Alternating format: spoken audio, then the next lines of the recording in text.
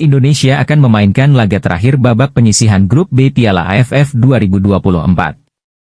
Skuad berjulukan Garuda itu meladeni perlawanan timnas Filipina. Menurut jadwal, duel antara timnas Indonesia versus Filipina berlangsung di Stadion Manahan, Kota Solo, Jawa Tengah, Sabtu, 21 Desember 2024. Pertandingan dimulai pada pukul 20 waktu Indonesia Barat. Armada Sintayong itu masih memiliki peluang untuk melaju ke semifinal Piala AFF 2024. Ada sejumlah syarat yang kudu dipenuhi timnas Indonesia. Sebab, saat ini situasi Garuda masih terbilang rawan. Kondisi itu tak terlepas dari hasil buruk yang didapat Asnawi Mangkualam dan kawan-kawan pada dua pertandingan terkini.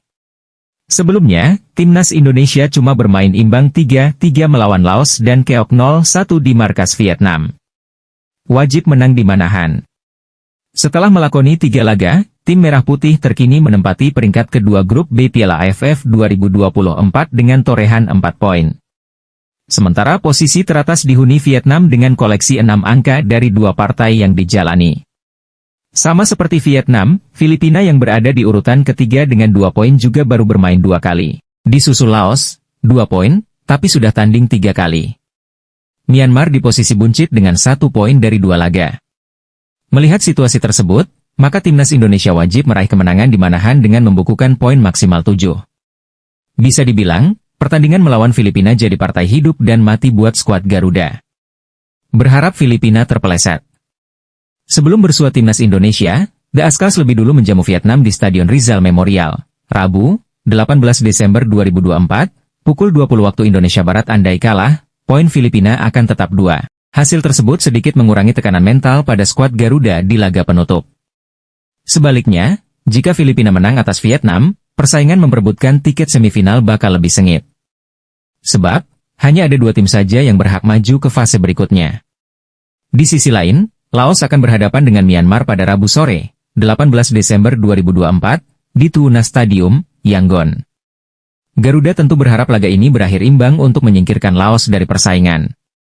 Sabtu, 21 Desember 2024, sore, Myanmar mendapat tantangan berat melawan Vietnam di laga pamungkas penyisihan grup. Di atas kertas, The Golden Star diunggulkan pada laga ini. Nah, gimana menurut kalian? Setuju dengan keputusan ini? Atau punya pendapat lain? Yuk, share di kolom komentar.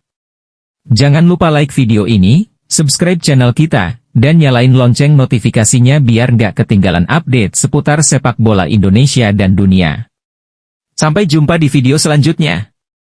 Timnas Indonesia sedang terjepit, menyusul kekalahan 0-1 dari timnas Vietnam pada matchday ketiga grup B Piala AFF 2024. Sebelumnya, skuad Garuda juga menuai hasil mengecewakan usai ditahan imbang 3-3 oleh timnas Laos. Praktis, Armada Sintayong baru mengemas 1 kemenangan dari Myanmar pada laga pertama. Mengantongi 4 poin, Indonesia bertengger di posisi kedua. Jika ingin lolos otomatis ke semifinal, kemenangan adalah harga mati.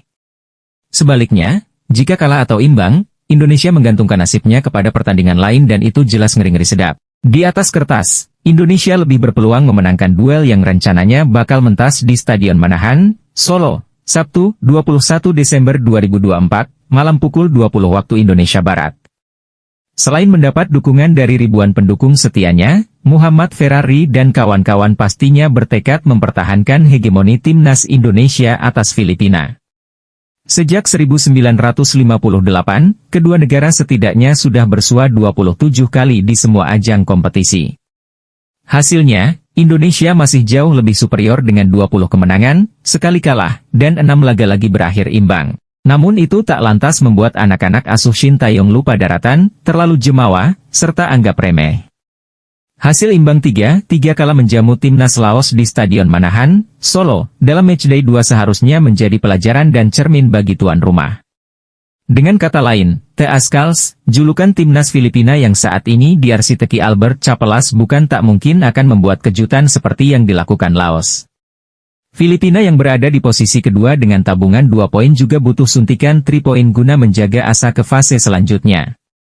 Dari materi pemain, Filipina cukup mumpuni di semua lini. Jika Indonesia didominasi pemain muda, maka tim tamu dijejali pemain naturalisasi yang sebagian besar berkarier di luar negeri. Termasuk 2 diantaranya merumput di Liga Indonesia yakni Kevin Mendoza, kiper Persib Bandung, serta Christian Rontini, bek Madura United FC Indonesia.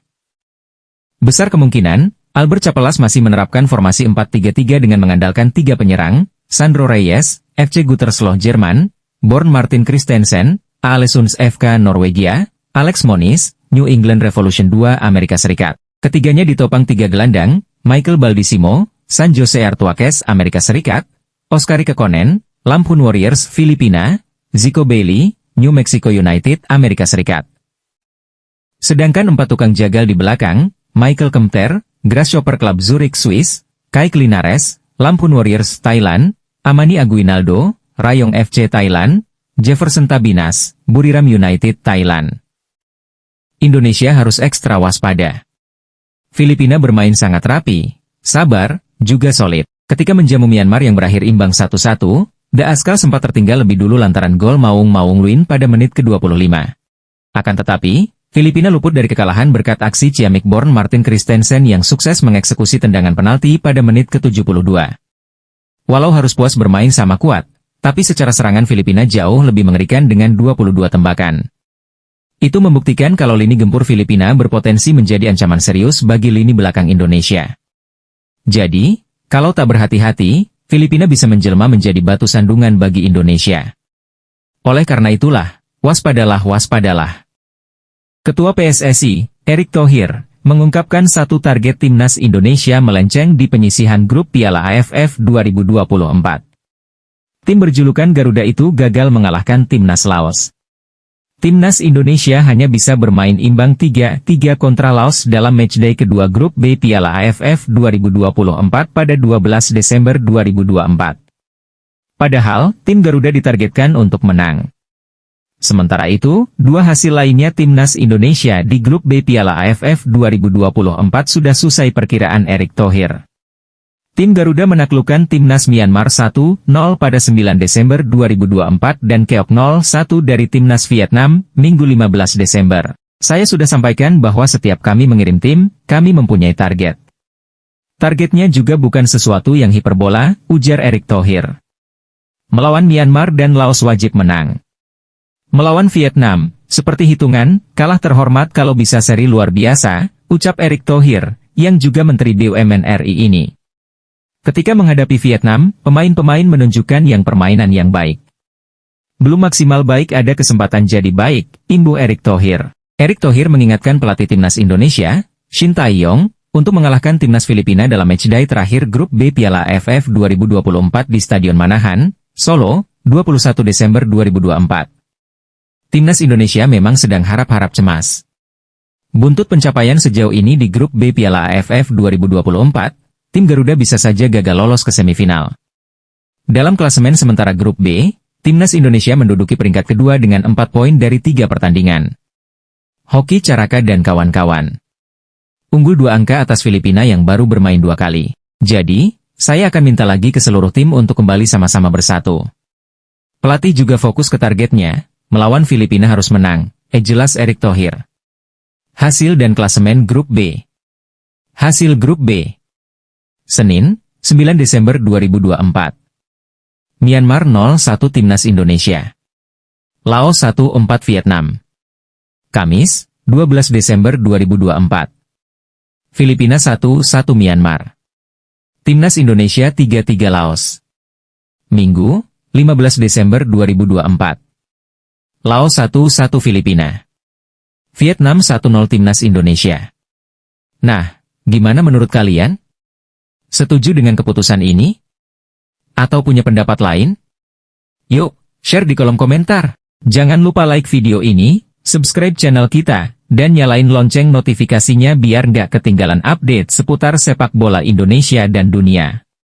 Sampai jumpa di video selanjutnya. Halo, Sobat Sepak Bola Indonesia. Apa kabar kalian? Kali ini kita akan membahas topik yang lagi hangat nih. Kenapa si Ivar Jenner dan Justin Hubner nggak gabung timnas Indonesia di Piala AFF 2024? Penasaran kan? Yuk, kita kupas tuntas. Ketua Umum PSSI, Erick Thohir beberkan soal kans bergabungnya Ivar Jenner dan Justin Hubner ke timnas Indonesia di Piala AFF 2024. Dikatakan Erick Thohir, dirinya tidak akan memaksakan Ivar Jenner dan Justin Hubner bergabung. Seperti diketahui, drama pemanggilan Ivar Jenner dan Justin Hubner ke skuad Timnas Indonesia Piala AFF 2024 memang selalu menjadi sorotan.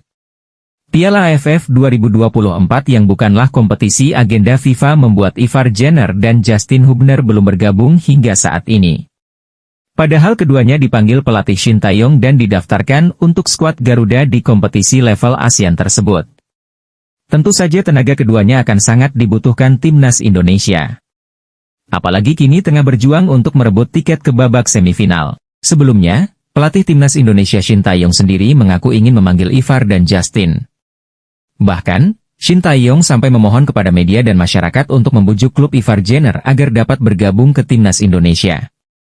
Saya sebenarnya ingin memanggil Ivar, memang sedang ada usaha besar dari PSSI, kata Shin Tae-yong seusai laga Timnas Indonesia versus Laos, pada Kamis, 12 Desember 2024, malam.